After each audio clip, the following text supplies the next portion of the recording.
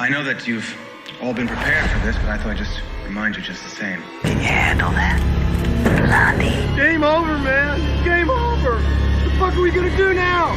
What are we gonna do? It was pure evil.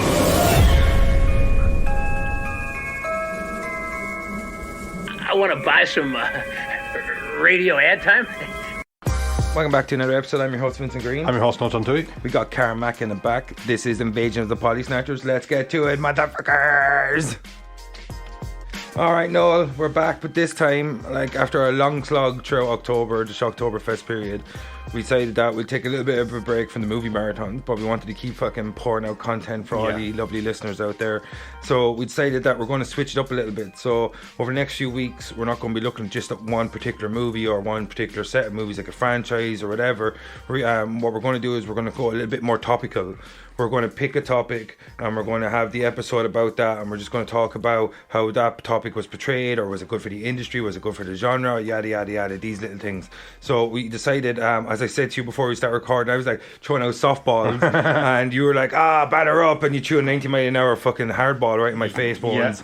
And that is the first topic up on Potty Snatchers. Is going to be mental health in horror, and how it's portrayed and how it's changed and how the insights have differed over the years and throughout the generations of filming. And you like to start as difficult, so motherfucker, what do you think, and what movies stand out for you when you think about horror, mental health and horror in the classic sense, and maybe going into a more of a modernistic interpretation? I always think that it's like anything. Nailed that intro. It's like anything that when it comes, you have to suspend your disbelief. You're going, you have to take the one ring to Mount Mordor or whatever the case may be. But I always think that they use mental health as this kind of cudgel. This one size fits all. You have your Split, you have your Michael Myers and stuff like that. And I think that quite often, sometimes you could argue that they create maybe distrust in people who are just, anyway, might be suffering from some sort of mental health disorder. And people kind of think, don't trust them. And they think somewhere in their heads they kind of go, because we've seen the movies, we know what these are. Like, and I think, like, again, we were talking, what are good examples? I always thought Split was an excellent example of somebody living with multiple personality disorder. DID. Yeah, DID, and just how dangerous somebody like that could be when in actuality in real life there's not sometimes as much patience given to people who suffer with these mental health disorders but are actually just trying to get through their days as best they can and are absolutely no harm at all. And you kind of see the difference in how we perceive these mental disorders, because when you look at Kevin Crumb's story arc, at first he was seen as a psychotic, and as you go through and you realise that there's many layers to this person because of the DID, dissociative identity disorder, nailed it, and the way that gives him a strange or skewed perception of reality. And is he really the one that's at fault, the Kevin Crumb, the original? Is he really at fault for what a Dennis does, what Patricia does, or what Beast does, or even to a lesser extent what Hedwig does? So like it kind of goes back to I think it's Billy Milligan. I think I got his name wrong the last time we were talking about, but there's a documentary on Netflix now, the 24 Faces of Billy Milligan or something like that. I'll do a quick Google search in a sec, but you can clearly see the inspiration in Kevin Crumb and his story from that real life story. Even as I mentioned before, the 24 personalities are the same and all this, but like you see the difference in interpretation, because like in the 1970s 1980s, when mental health was viewed differently in a wider kind of world or whatever, or not even that it's viewed differently, maybe misunderstood more, or like not understood as well. And oftentimes these characters would have been boiled down to the barest minimum what they are, instead of being someone that's suffering from a mental disorder, that they're really a victim themselves to their own disorder. Exactly. Instead they would have been portrayed as a monster. And now that's what we see in a more modernistic interpretation, when we get to better understand these disorders, that Kevin Crumb isn't really shown as the beast in his last moments.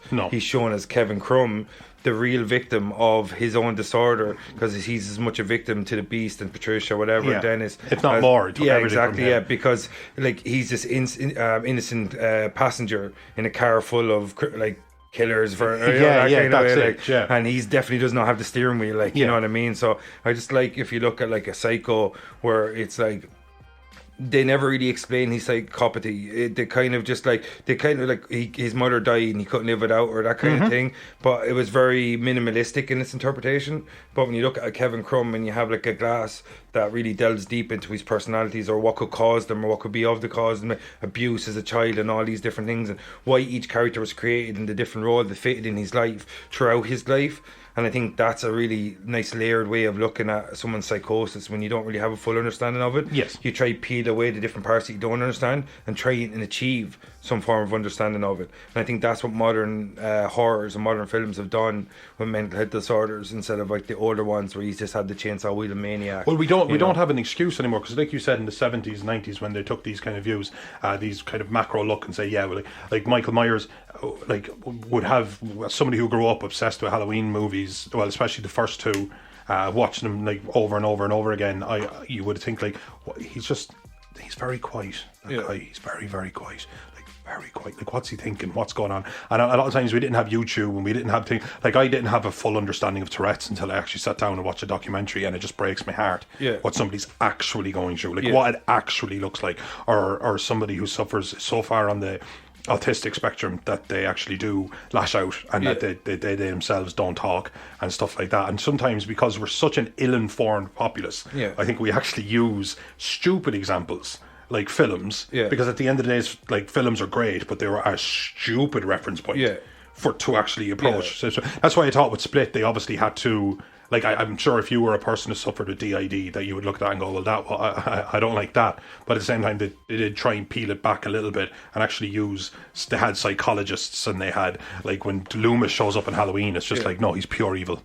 He's evil incarnate. He never diagnoses him. He never like talks about it. He says, "No, pure the evil." Blackest eyes. The blackest eyes I've ever seen. It's like, dude, you're not supposed to be his doctor. Just imagine like day one. He's like, "Sit down on the couch, Michael. I'd like to talk to you." Blackest eyes I've ever seen. But you come out, it's like, did you try helping through psychosis? No. What I did keep remarking to him was how black his eyes were. And maybe even if I'm to rate blackest eyes, it might be the blackest eyes I've ever seen. It's like, I haven't even imagine that, like, the first like scale of psychosis, like the blackest eyes, and there's just like a list is kind of going. Can you pull your mic back smaller? We're talking Venta Black. But no, that's what I was thinking, like, as well. Like, and that's what you'll see. Like, instead of you have a doctor here who's supposed to be the one person that is trying to break down the psychosis of his patient, i.e. Michael Myers, is the one that's literally breaking him down to his most minimalistic. They're not killer. Yeah, exactly. He's not even saying he's a person. No, he says he's an it.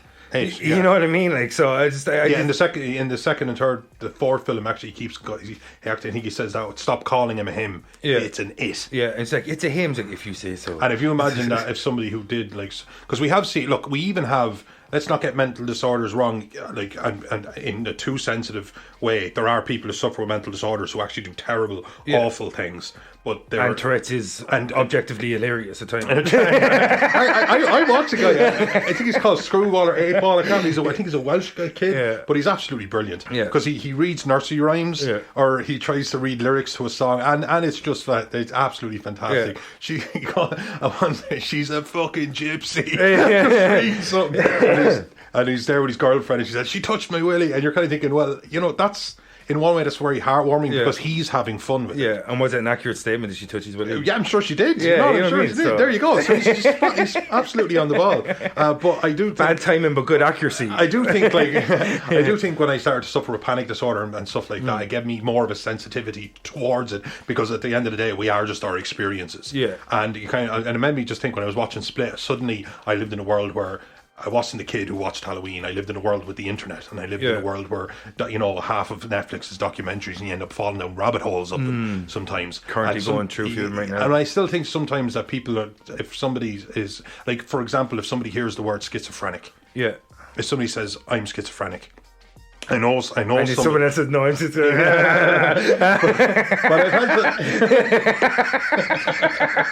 the conversation. You just said up there, and good Vinnie was like, "Don't do it." Evil Vinnie was like, "Do it." But you kind of realize that it's a disorder that people live with, and it's just that they, I know a friend of mine that I spoke to about it some years ago who suffered from it, and he's very medicated, and it's absolutely fine, but he takes care of it. But he says he gets very, very strange ideas in his head, and he knows it on a logical level, but at the same time in an illogical level. And this is quite a stupid time. I retract the word silly example. Was that when he was he had a lollipop and he was just finishing it, and he thought if he broke the lollipop, just kind of broke the stick, kind of messing with it, that his niece's neck would break. That like her, who's not on site, absolutely nothing going on. But that was just a thought. Was this lollipop by any chance shaped exactly like his niece? Yeah, exactly. Actually, a candy flavored voodoo doll. Yeah, and he was in New Orleans, I think, at the time. But hoodoo doll. I do not want it. If he's in New Orleans, it might be hoodoo, might be voodoo. Some Haitian people. But he kind of said, I don't want to insult people. But he kind of goes, I know that's not real. I know that's not true, and that just breaks your heart. But like in films, especially in horror films, in the genre that we both love, it's something like that would be no. Like he believes that he has to kill his mother in order to. Yeah, which also exists. But it's always laid out to us as something that's really, really dangerous. And then you find out how many people actually suffer with these mental health disorders. That's the thing. See, the thing is, we see the things that are what we believe to be most prevalent, but not really. They're the most acknowledged in a lot of ways. Like, you're going to hear more about a Ted Bundy who suffered from maybe paranoia, schizophrenia, or some sort of psychosis. You're going to hear about his version of what that psychosis really is, which is kind of like saying like all fish are bad when you only know about sharks. You know what I mean? Like, example, because I always say, like, you'll hear about the cop who shot a person of colour suspect in the back as he's running away, as you fucking should. Yeah. And it would blow up, and I would be the first to click on that and read into it, as I would, and I don't apologise for any of that. But at the same time, when I'm going through Reddit or something like that, I might come across the guy who gets out of his car. I've seen one, it was a cop get out of his car, and the neighbours complained about kids playing basketball in the street, and he came out and he took them on in a 3-pointer competition. Yeah. See who could. And if he shot the most 3-pointers, they'd have to move, and if he didn't, he'd have to go. Yeah. That's nice. Yeah. That happens because like anything like that profession runs a deviancy scale. Yeah. Obviously, people go into. But the thing is, you stumbled across that, but whereas I was shoved in my face. Yeah. Whereas a police shooting. Yeah. And Eric Garner, Trayvon Martin, Michael Brown. Yeah. I'm in Ireland, and I know all these names. Exactly, and they're horrific crimes. Now, of course, and we should know. I'm not saying anything about that. No, I'm just covering your ass. But they're horrific crimes, and of course we know about this, right? And we should know about this. Now, light should be shone on them. But on the other hand, the light should be shone upon the good stuff too. And a lot of the times when you find out about the good stuff is you find out about it. Yes. It's exactly that. You come across in a forum, you come across in a like a Reddit for I can't remember what the name is, basically like good news or the feels or something silly. Something that's just like, God, it's something I subscribe to because I end up going too much politics, too much horrible shit. And it brings you back. And I think with mental health, I think we have a skewed colouring of people. And I think it's mostly based on films. Because we're not psychologists. Yeah. Some people are a window into the world we don't know. They are. Yeah. But it's the same. It's like the way people feel about vaccines. Some people tell me stuff that they don't trust them, and it's anecdotal. Yeah. It's like my neighbour got really, really sick from the vaccine, and now I don't trust it. But then a study could come out and say, look, like one that said anaphylaxia. Yeah. Somebody got anaphylaxia. It's 5 and 6 in a million. Yeah. That's an infinitesimally small number. Like, if you had 1 million people do the lotto, more than 5 people would win money. Not in the lotto, maybe, but win money. Yeah, I think the best way to explain vaccinations to people that are against them, right, is some people get sick from vaccines. This is true. 5 or 6 out of 1 million, you said that's a true Well, that's anaphylaxia. Right? Yeah, right, for anaphylaxia, right? Yeah. So, right, if you want to look at the vaccine, some people get sick from it. This is true, as in every sort of medication. But if you want to look at the coronavirus, everybody gets sick from it. That is factual. That's factual. Everybody gets sick from it. So if you're worried about getting sick from a vaccine that might make you sick in a very infinitesimal amount, you should be more worried about the virus out there that will definitely make you sick, but also could kill you. I was talking to a guy I'm in a band with, and he was an immunologist. I didn't know particularly well, but when I actually got to start to sit down and talk to him, he explained it kind of like you are. But when somebody knows the ins and outs, it kind of goes, wow, I have had my perception skewed by what I've seen in media. And movies are a format of media. Like the right wing always gives out about woke Hollywood.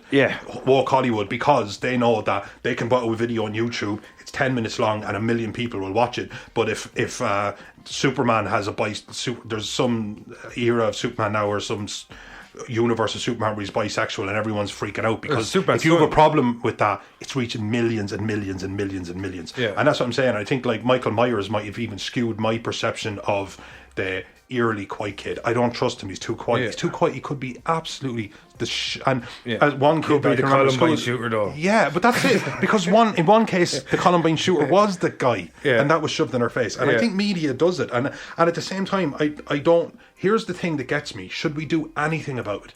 In what sense?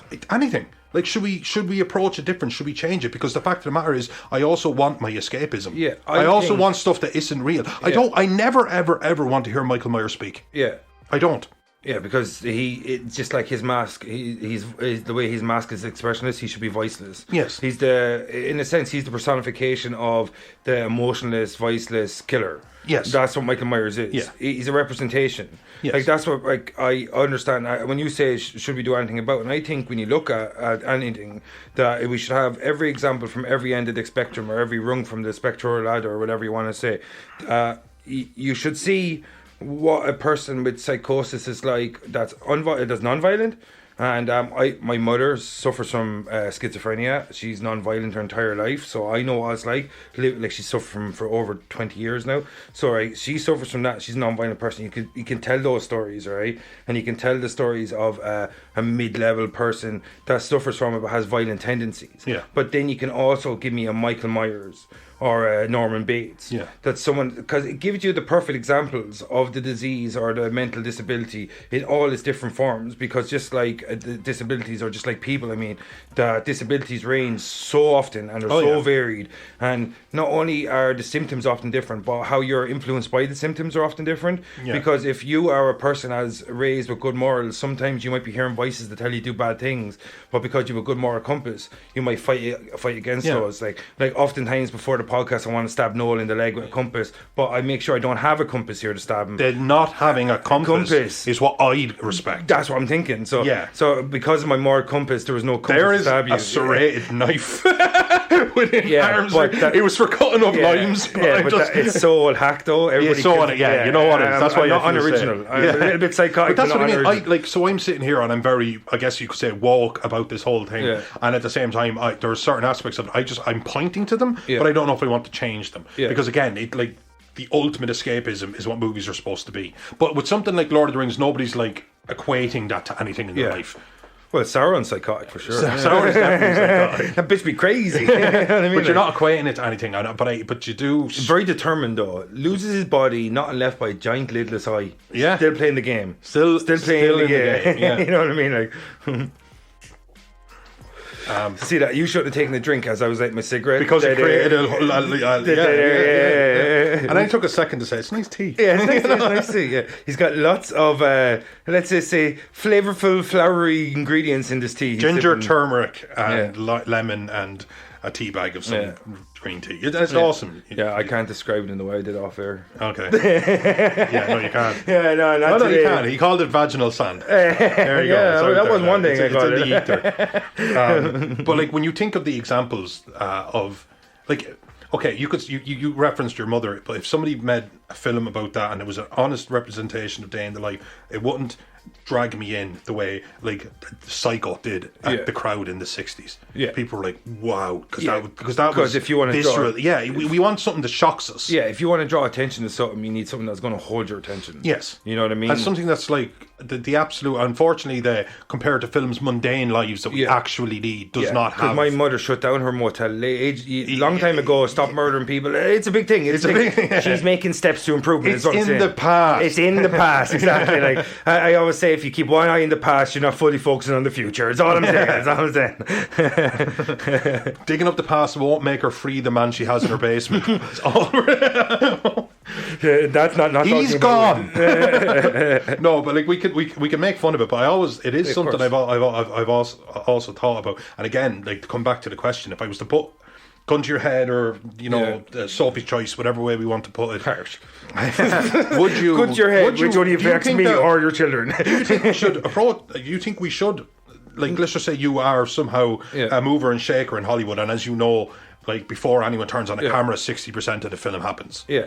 If you were somebody there in that boardroom, living in the world we live in, of course, we're definitely a more sensitive people at times to our detriment, and at times I actually do think to our betterment. But do you think we should change anything? How we view it? I would change did you have a problem with Split? No, your statement was a little bit too woke for me. Would you change Split if Vinnie made Split? Because you're a writer. Let's just say that was a concept that came to you. No, I wouldn't change Split. It's like something I touched on was you have to see the different spectrums of everything, every scenario. You have to see the different spectrums. Right? Leave mental health movies to the side, stuff that explores psychosis, right? Look at something like a war movie. Look at the war movie, right? Is there anything that's being made more than a war movie? Military movies being made throughout generations. As long as movies were around, we had military movies because propaganda movies were some of the earliest form of film. Excellent point. Right, you know what I mean? Right? Sorry, I was going back in my head to 1950s, 1940s films that actually were made about war, but you're absolutely right. Yeah. It was the propaganda Don't worry, films. brother, I got you. But like, if you look at military movies and it's broken down, you've seen the badassery, the action movies, the subterfuge, the espionage. How many times can a genre be broken down into its different layers? As many times you want. Yeah. And that does not exclude mental health movies, right? When you look at a mental health movie, right, you have to see the different spectrums that's contained within. You can have a light-hearted, warm telling story, and you can explore a mental health disorder like schizophrenia or something. You can explore it in a way that is very heartwarming and has a lot of feels to it, and you can show what people are like and how they live with it and day-to-day thing, and how 99.9% of these people adjust and how they live with their disorder. You can show that. You can show the middle thing, like I said earlier on, a person that's flirting with violent tendencies but don't give into it. But also you have that 0.1% where you have someone that not only gives into their violent tendencies, but they were raised in a way that does not allow them to ignore their violent tendencies. So you have a Ted Bundy who was brought up with his father was actually his grandfather. No, his sister was his mother. Oh, his sister was his mother because wasn't his father his grandfather? Oh, sorry, you're absolutely right. Same difference. That's the thing. Yeah, he was raised by his mother's parents. Yeah. So both his was mother... his father not his birth father as well? No, I'm wrong about that. I don't think so. No, I don't believe so. No, but you're absolutely right. He was raised by... Yeah, but I was right in my sentiment, but I was wrong in my context. Yeah, there you go. I think, or maybe I got that wrong. But you look at someone like a Ted Bundy that was raised poorly, that had obviously, because you're born with a lot of times it's the age-old... The nature-nurture, yeah. It's the age-old adage, nature versus nurture. Are bad people born or are they created? So you look at a Ted Bundy, it's oftentimes, I think it's a mixture of the two. I think you know what I mean. That's the thing, so pretty much it's like a formula. Yeah, exactly. It's a formula. Yeah, exactly. You actually took the words for it. It's like you have a fucking vat here, and you have chemicals, and everybody starts off with chemical bases that makes us all up as human beings. All right, and inside those chemical bases, is some of them we have higher levels. Another, I might higher levels of serotonin than you. You might have higher levels of testosterone than me, or whatever. These kind of things, and these things will have an effect on our personalities, have an effect as a person. So you look at these different little chemicals, right? And if these chemicals here, this is our vat in front of me as I'm kind of putting up in my hands on the table here. So this is our vat, and our chemicals, the way we're balanced, now we talk about chemical imbalance, is right here, and there's different layers of chemicals. And then you bring in, that's our nature, you bring in nurture.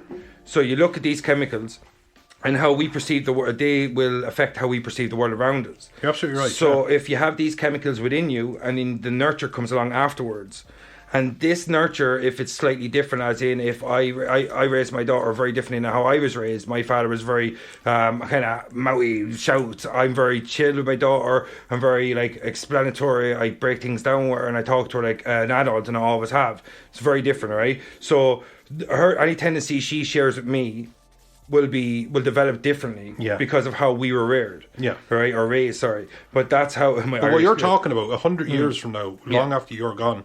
And even your they'll write books like, about me. I know, whatever. But like that, I'm amazing. that will be something that probably exists inside of a generation that you don't even that is going to come after you. I'm a man ahead of my time. I know. And so I just wanted to stop you to tell you that you're just super important. But when you look at a Ted Bundy, you can have a Ted Bundy, and you can, in a parallel universe, there's another Theodore Bundy. All right, and Theodore Bundy either was raised differently or he knew about it from an earlier age, because his reason, he said, for his distrust and hatred for women often came from his relationship with his mother, and how he found out later on that his mother was his sister and vice versa or whatever, and that created, in air quotes, his hatred for women, and what led to his crimes. It's like, this is when you're trying to get into someone's psychopathy and you look for reasons, right? So if you get a Theodore Bundy in a parallel universe, he's raised completely differently, right? And he still is made up with the exact same chemicals, the same balance, the same vat as the Ted Bundy and His Harry brain might universe. form differently. Exactly, You know what I mean? that's what I'm saying. Like, so when they say nature versus nurture, and It's a formula. it's a hybridization of the two. Yeah. Because everybody starts off as one particular thing. Yeah. And the way your chemicals or the way your perception of the world develops is how you're actually given the world or shown how to perceive the world. And I think when you have someone like this, like when you have something that's so touchy like mental health, that I think that to use broad strokes is very narrow-minded and is a thing of the past. Because if you say nature versus nurture, which is one or the other, I think it's kind of like saying, like, you know, is the sky blue or is it blue today? It's like, you're not really giving me a lot of options, because all you're telling me is blue or blue, because at the end of the day I'm going to end up with the same answer for really, like, you know what I mean? Yeah. Because you're going to say nature, nurture, go, oh no, he was made this way, no, he was actually born this way, the same way I'm going to get the same answers. You're not really delving into what created him. No. You know what I mean? Like, and I think if you use broad strokes, sometimes we get a muddy picture, you know, that kind of way. Like, do you agree with the whole nature versus nurture thing, or do you believe, like I do, that it's fucking completely outdated? Oh, it's completely outdated. I think you're talking about, I think it'd be like if you were calling beer hops and sugar. Yeah. You'd be like, oh yeah, no, I have hops and sugar, therefore I have a beer. No. You have two extremely vital components. Yeah. That without you have nothing. Yeah. I agree with you there, but you don't have a beer. Yeah. That there is actually, the fermentation, there is all these other processes that actually have to come into it. And that is... I'm like, shit, I don't know enough about beer. Yeah, neither do I. I'm like, shit, he's getting into the weeds here and I cannot see him. You know, but it's the same. It's you're taking two absolute massive components, and they definitely are great metrics to start with, but they're not the full thing. And I think that's what mental health is as well. Everything goes across the spectrum. I think with people, it goes across the spectrum of experience. Yeah. If, let's just say, you are just a child in an average scenario, it's a spectrum of experience. And I think with mental health, what we like to do is we like to take extreme aspects of it. Yeah. Like, if even, like, again, if you go back to Michael Myers, because I think he's a prime candidate. Yeah. Because, you know, we have Freddy was a demon, and we had He's a goddamn pederast. yeah. And we had Jason Voorhees, who was, you know, just brought back from the dead and stuff. They were quite paranormal, so you don't have to delve into them the same way. Yeah. But I think with Michael, you kind of did, and you had him just as a kid, absolutely nothing wrong in his life at all, and he kills his sister. Yeah. Because that's horrific. Because you're not able to piece it together. And what leads a 6-year-old, as they say, well, it's technically 8 if he's 23 in the credits, no biggie. But like, he's 6 years old. What leads a 6-year-old to go into his sister's room and kill her? That kind of thing. Like, it's like one thing that you're never supposed to be afraid of. Something you touch someone is old people and children. What leads a child that's supposed to be the epitome of innocence to commit such a horrific act, and then what happens to that child when he grows older? Like, do you have a development as a human, or do you have a Dr. Samuel Loomis just telling him he's got the blackest eye and he just turns him into a serial killer? And you like when you kind of expose it this way, I'm just thinking, like, God, if I had like a kid who suffered with a mental disorder or was on the autistic spectrum or suffered anxiety, depression, I definitely wouldn't want him to get a Dr. Loomis. Yeah. It's like, how's he going today? It's like, it's getting the best of hair. It looked at me with its black eyes. His name is Daniel. If you say so.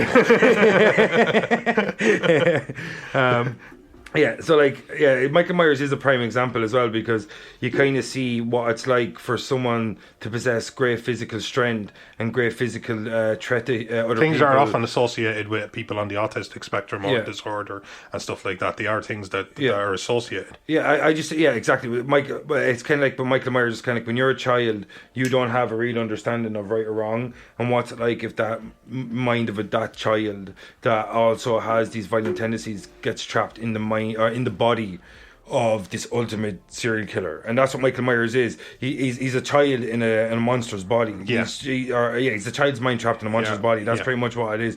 And that's where if you look at it in Halloween 1, the original, where he pins the guy to the wall and he just tilts his head and looks back, and it's kind of like, oh, it's kind of like what a child is like when they draw on the wall. It's like, oh, or they rip the wings off a fly or something. You just go, so that's what that's like. Yeah, that's what that's like. As in everything, because there's of the million experiences that you have, you're only 100 or so in. Yeah, exactly. You know what I mean? It's only beginning. Yeah, it's so weird, like, you know, and that's why I think he encapsulates that perfectly. It shows that what undeveloped mind and understanding of undeveloped mind, moral mind, or his morality is never developed. And what's that like when you amp it up from the body of a child into the body of, not like I don't want to say supernatural serial killer because that's later on, but in the body of like an apex predator pretty much, because that's what Michael Myers is like. Yeah, you know at the end of the day, that's what it is. And oftentimes you have these serial killers that have underdeveloped minds, but somehow they developed the musculature or the physicality to make them prime predators. And this is something that does occur, like, which is kind of odd. And oftentimes they're stunted by their environment that they grew up in terms of emotionally or in terms of morality. But they're still fully grown men. They just don't develop mentally in the way they do physically, and that's why they're so dangerous. Because they can cause great harm physically. It's kind of like, as you said, someone that's like that doesn't know their own strength, because like it's like as it said, that's often associated with people like with autism or whatever. That oftentimes they can be very strong, but they don't have any understanding of their own strength. So that can means they might hurt people physically, but they don't mean it. But if you amp that up, if you look what horror is, and this is what film does, like if you look at like someone with DID, you amp it up to 11th. What if this person, you take away the innocence and you go, what if someone has this mindset, but did they have none of this innocence that like 99.9% of them have, and what do you end up with? And that's the big question movies tend to pose. The what if that Marvel love to do as well is like, what if this would happen? You take away this element, and what would this person turn into? And that's just like when you look at like a person that's underdeveloped mentally, and there's someone that's has what's the word I'm looking for, psychotic tendencies. What would they turn into? And Michael Myers is the answer to that. Because he is them to the nth degree. What would it be like for someone with a childlike mind? To an actual fictional degree. Yeah, because even though we've seen horrible things in actuality, we've seen, again, him take it to a monstrous. It's like when you look at like cannibals, like when you look at like, there's obviously Leatherface. There's obviously people out there just having a nibble. You know what I mean? Like, I don't want to bring down all cannibals. I know we're big in some cannibals. Looking at you, Germany. But like, if you look at cannibals, something that abhors us is very few things abhors more than being eaten by another human. And you look at what does Hollywood do? Go, this thing exists. It's quite rare in Western society, and it's quite rare in modern society. But what would this thing be like turned up to the nth degree? You have a Leatherface, you have a Wrong Turn. You know what I mean? Like say, like Last House on the Left. Yeah, exactly. It's like we have a record of hermits or remote villages or civilizations or communities that have become incestuous, and that has led to them being suffers from what's the name for when you have prion disease? Pretty much it affects, if you eat your own species, it affects the prions in your brain. And that's what drives you insane. So that's why you're not supposed. That's what happened with mad cow disease. They were feeding cows bone meal from other cows, creating this prion disease, which contaminated our beef. We had the big mad cow disease in Europe for a long time there. So when you look at, like, I can't remember, I'll check up the name of it, but it's fucking Joe Rogan mentioned it one time, but so when you look at that and go, okay, psychosis is often caused by incestuous behaviour often causes deformities. So when you go incestuous behaviour causes deformities, what's at the nth degree? And you have these massive mutations like in a Leatherface, or you have in Wrong Turn, or you go cannibalism can cause insanity. What would that be to its nth degree? And you have like a Hills Have Eyes, or you have like a Texas Chainsaw Massacre again, like, you know what I mean? So that's what horror does. So if anyone's like goes, the question you asked earlier, should these things be shown the way they're shown, or should they exist in the way they currently exist? And I say, of course, because you want to be able to experience everything in all the different ways, and even if that's an amplified way, it still gives you a window into these little things that do exist. And if you can see something that's amplified, it might lead you to turn back and go, what is this in reality? And oftentimes when you see something fiction or fictional, it often ends up you going back and researching something factual. And it gives people a window, even though it's an exaggerated version of it. It often gives people a window or an interest into topics they wouldn't otherwise explore unless it was explored through the medium of film. And that's why I think it's incredibly important for film to explore all these different things, even if they're amplified, like a Wrong Turn or Hills of Eyes, like I mentioned, as you said, Last House on the Left, cannibalistic, incestuous, whatever, these things, even if they're amplified to the nth degree, you see it there and you go, okay, this is obviously the glorified version of it. What's this like in reality? And it often times when you get like entertained, it often leads to further exploration afterwards, like, you know, that kind of way. But do you have anything else, and we go to fuck at the break? No, we'll go to the break. I think we covered it quite well. All right, cool. So this is Invasion of Potty Snatchers. See you after the break. Now, word for sponsors.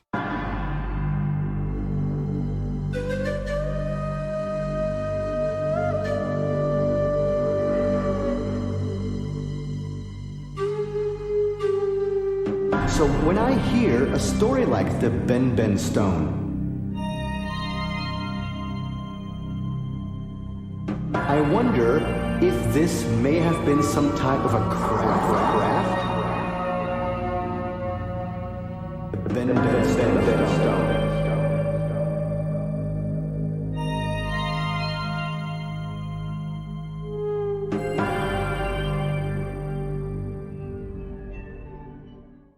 Welcome back from the break. This is Invasion of Potty Snatchers. Before we went into the break, we said we delve into something a little bit different today, and we're trying our best. Obviously, neither of us are experts, and we're talking about mental health and horror. Oh God, like that, that in capital letters. Yeah, exactly. Yeah. I'd hate all caps. It always seems like someone's shouting at me. So as we looked at some of the classics of the genre, we talked a little bit about Michael Myers and the portrayal and what they were trying to capture. We talked a bit. We touched on before the break. We talked about cannibalism, incestuous nature. We talked about pretty much the different things that this genre likes to amplify and the different disorders that are associated with these either mental disabilities, or just like how someone can be created from how they were nurtured or from the environment they grew up in or whatever. And we talked a little bit about the different examples of those and how the reasons why we think it's important that Hollywood still portrays them in the way they're portrayed. And even though we also think it's very important that modernistic interpretation is also applied to these genres or to this to mental disorders, or how they want to portray psychosis and different disabilities or mental ailments on film. And so no, when we left off, we were talking about cannibalism and incestuous and all this. We talked a bit about that, but on the break, you said you wanted to delve into a little bit about the obsessive nature, the femme fatale. What the femme fatale? Do you remember, like, a lot of these things are we've all known people who, for example, found it hard to let go of a relationship. You know, drunk texting the ex-girlfriend and all this kind of stuff, and then you guilty. Then you see all these films, like, for example, Single White Female, The Hand That Rocks the Cradle. What was the one which she boiled the bunny boiler? Glenn Close. The bunny boiler. Yeah, she boils up your man's rabbits. It was Glenn Close. I have a mental block about the name of this film. Glenn Close. Glenn Close is in it. Yeah, Good. But you know, they always take something that's like in nature. It can in history of humanity. There's so many cases of it getting completely out of control, and anytime somebody's kind of like fatal attraction. And anytime somebody's kind of a little bit obsessive or something like that, and even though typically it fizzles out, movies always found it to be a rich reservoir of like, why is he after drunk texting you? God, no, I'd shut that down. Yeah. I'd shut that down. You know why? Because they've seen all these films. Yeah. And they've been on and they've seen, again, the absolute worst cases of humanity will be on the front pages of the newspapers. Like, even though I've never seen a show like You, I understand its I premise. watched the first 2 seasons. It's about like a stalker or something like that. Yeah, it's about a guy. Guy. The first season, it's a guy. No, because you don't start talking about, because you'll ruin the show for me. Fair enough. This is what you Watching the show will ruin the show for me. Yeah, you're gonna be like, from the first season, this is how it ends. This is how you explain shit to me. But he can't, you know, it's him. It's narrated from his own perspective. Kind of like Dexter. Yeah. It's so you have the front row seat to his. The narration is his monologue. Yeah, the narration or is vice his versa. And you it would make you feel.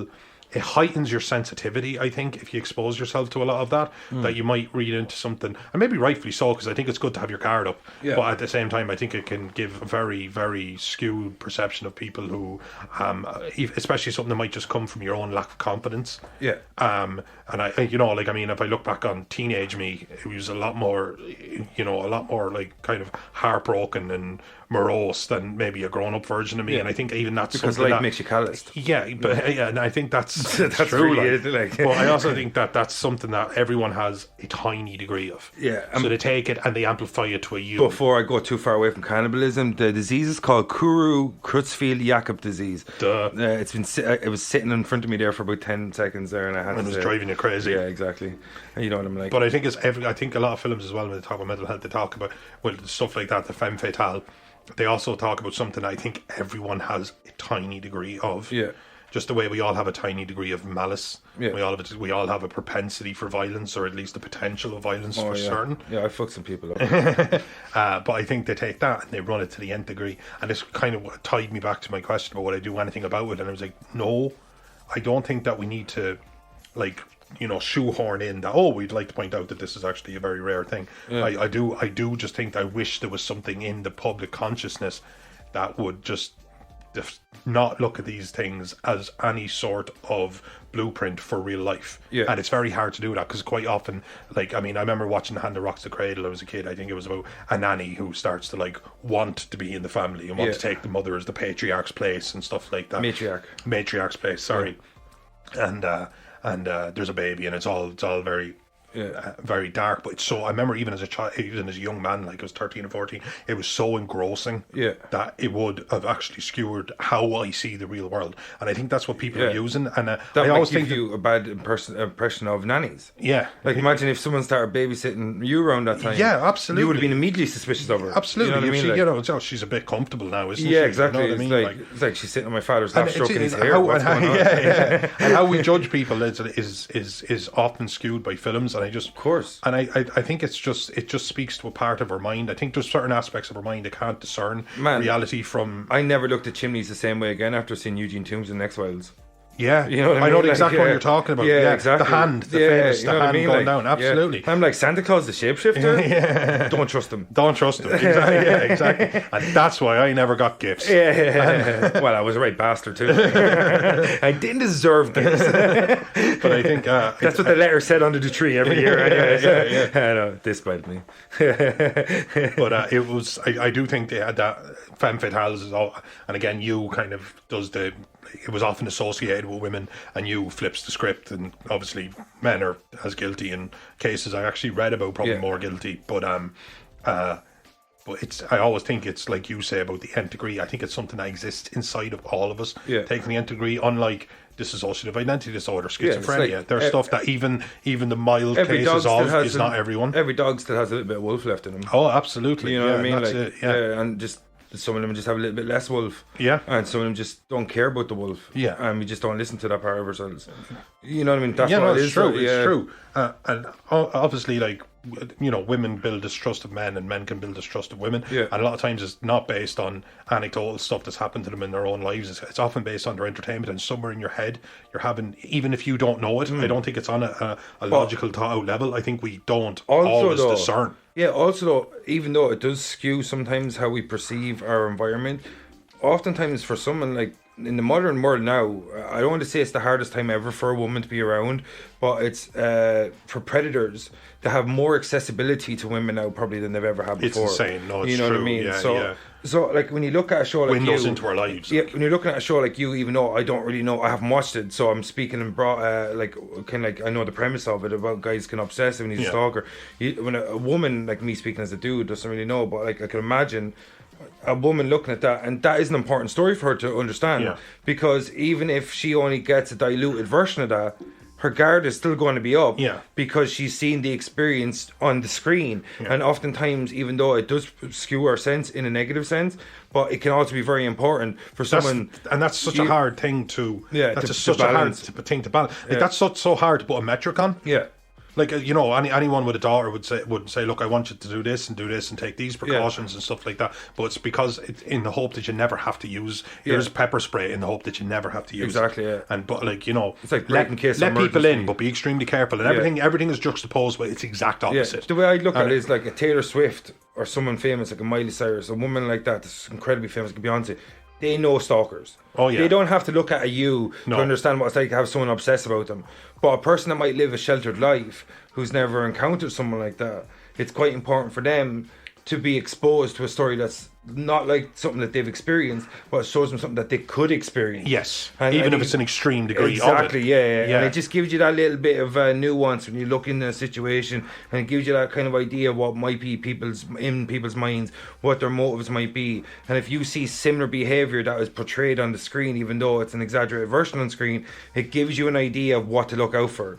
How many times you go, oh dude, I saw a movie and this guy was kind of acting like this, and it's a bit shady. I know it's not real, but this guy's giving me this kind of guy. That's a good point. You know what I mean? Like, this guy's giving me serious Sauron vibes. This guy's giving me serious, that kind of thing. Though, he's like he's a person that you feel is filled with bad intentions. And oftentimes we'll use entertainment movies as our metric. Yeah, exactly. Like so, it's kind of like, you know, this guy's a bit whatever. He's giving me some sort of vibes or whatever. And people like, so if you're a sheltered person and you haven't been in like show business and you haven't been exposed to what it's like to have people obsess over you, then a story like this is incredibly important because it gives you, as you said, a metric to weigh your personal experiences against the experiences that you've yet to encounter. Exactly. You know what I mean? Sometimes you meet somebody who's like highly intelligent but seems a little bit cut off or a little bit also like strange. homeschool children or something. Yeah, like they're highly intelligent but lack social skills. Yeah, and then you're all of a sudden it's Silence of the Lambs. You know what I mean? Yeah. All of a sudden it's intellect with a slight kind of uneasiness, and it's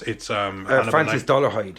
Yeah, a tooth fairy, something like that. That's that to the nth degree. Yeah. But if you have someone that has the intellect and has the obsessive nature, but yet he's nurtured in a completely cruel way, what does he become? You know that. So that's it. Yeah, you know. And your guard might just be up, and even though it's not based on anything you've read, or it's not based on any real life experience, thing, but it's based on something that, even though like you talk about a horror film like that, and you'd say like, no, it didn't. Well, it didn't scare me. Of course, it didn't scare me. Little do you know that it's actually after leaving a marker on you, you haven't considered. Exactly. Yeah. Your subconscious takes in everything. Your subconscious takes it in, and your subconscious just is never able to tell the difference. Man. That's where anxiety. That's where suffering with anxiety. Your unconscious is never able to tell the difference. If you believe it, it's true. I think there's something wrong with my heart right now, which I do, which is something I live. My body reacts on the information that it's given. Could you imagine how many people became aware or more worried about paedophilia because of what Freddy Krueger? Yeah, no, absolutely, yeah. Right, which is different from someone in Ireland because we grew up around the Catholic Church. Yeah, exactly. Butts to the wall. And that's what we're really here to do, folks. Take down the Catholic Church. Well, I love to take a good swipe at the Catholic Church. Yeah, They're massively the world's biggest ring of paedophiles that's ever existed. Quite, but be careful now. Allegedly, they'll get cross. They might crucify me. Oh no, they only do that to their own messiahs. No, so like literally, like when you look at these kind of things and you look at the way the media or this medium frames them, that even though some of them are exaggerated, like as we talked about, how like cannibalism isn't as rife as horror might lead us to believe, how incestuous communities aren't as prevalent in backwood environments as horror might lead us to believe. Yeah. But also people with psychosis oftentimes learn how to deal with it and medicate themselves, and don't wear other people's faces and wield a chainsaw and butcher teenagers at a dozen, or people like like a Jason Voorhees, so these things do exist, as in they exist in an everyday way that doesn't have outwardly effects on people. It's oftentimes the person that suffers from the disease is doing that. They're the suffering one, and they don't project their suffering out into the world. Yeah, they're aware of it. Yeah, you know what I mean. A lot of times people are aware of it. But also, as we said, every bit of dog has a bit of wolf in him, and there is a lot of dogs out there. And there's some dogs out there that got a shit ton of wolf in them. Yes. And all they want to do is be a fucking wolf again. Yeah, absolutely, yeah. And these stories... Or some are just wolves. Exactly. You know what I mean? Yeah, and that's the thing. Yeah, and not even wolf in sheep's clothing. Yeah, There's a fucking... Because wolves don't have dog in them. Yeah, exactly. That's a good way of putting it. And that's when you look at, what movies do. They show us that there's also people out there that we should be wary of, that we should be afraid of. As you said... There's not just dogs out there with a bit of wolf in them. There's a fucking wolf out there with a little bit of dog left in him. And that bit of dog was probably better of him through nature and nurture. Yeah. And we need to know about those people. And that's why true crime is such a successful medium, true crime documentaries. Yeah. Because we're fascinated by this, not only about the depths of what it takes for a person to do and commit those crimes. We're fascinated by their psychosis. We're fascinated by their upbringing. Yeah. We're fascinated by what it's like to know that every day we walk down the street that amongst us swims a shark and we're just a lot of guppies. And I think when you have the different layers of the different amounts of, there's so many different mental disabilities out there right now, you know what I mean, that we're only really starting to understand. And without film, I don't think we'd have a better understanding of them as we do. As a good understanding. There is an argument for that. On the true crime thing as well, I think this is how films have affected our mental health. We seem to have this voyeur way of looking about stories about people actually were flesh and blood. That's what horror is, isn't it? And it was one, and it had a very kind of sexy, sultry narration by a woman. And all I can remember is that the guy who was murdered was a professional poker player. Yeah. So they were talking about it, and seemed like his luck had finally run out. Yeah. And then all of a sudden he had been dealt a bad hand. That CSI's influence. Yeah, and you're just kind of going like, fucking, this dude was murdered. Yeah. He was an innocent dude. He was a flesh and blood man. But then they went like, right, he played cards. Yeah. How many puns can we think of? And I swear to God, it was impressive. Actually, from a guy who enjoys a good pun. Yeah. But I was thinking like, films with like, you know, scantily clad girls chased through the woods, killed, but they went on to live absolutely full lives because they were actresses, and that's absolutely fine. Yeah. And that's what films should be. At the same time, I think you take some of that attitude and then you slot it into true crime. Yeah. And I think that says something about the mental health of just all of us. And that's more dangerous than anything that movies can portray, because true crime has that one word, true. Yeah. And so if you believe it to be true, and if they're glorifying, and that's what those puns are. They are glorifying. That's it. Like, yeah, and instead of like when you look at movies, you go, "This is fake." You know what I mean? And I think as well, it's what's kind of interesting too. Like, sorry, to finish my point, is you go, "This is fake and true crime. This is obviously real." And when you get these glorified things that desensitize you to things that actually have happened, Yes, and are 100%. occurring, and the difference with movies is a lot of these things haven't occurred. But before we get the fuck out here, because we're short on time, I wanted to say to you, what do you think is the cause? When you look through horror, you look through thrillers, you look through drama, and a lot of things that have covered serial killers, a lot of movies. We have Gacy, we have the Bundy movie, and we have that one with the ridiculously long title that Zac Efron was in, and something horrible, Wicked Crimes or some shit is like 12 words long. And we have, in my opinion, the best one, the Zodiac, or it's just Zodiac, sorry. What do you think makes it so hard for Hollywood to seem the Iceman was atrocious, star Michael Shannon?